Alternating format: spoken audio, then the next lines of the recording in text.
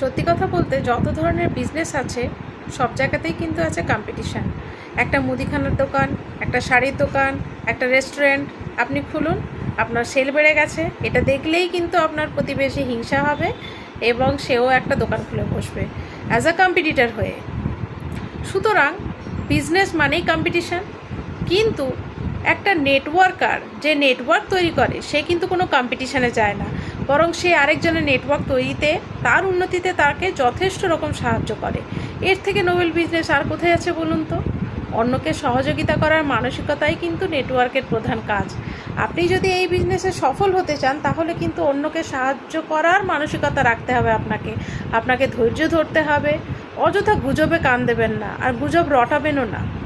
যারা বলে এই বিজনেসে কিছু হয় না, তারা সত্যিই কি কোনো কিছু করতে চেয়েছে বা করার আশা নিয়ে এসেছে?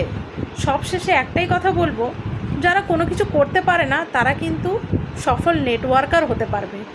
যারা নেটওয়ার্কার হতে পারবে না তারা পৃথিবীর আর কোনো বিজনেস করতে পারবে বলে আমার মনে হয় না। এটা আমার ব্যক্তিগত মতামত।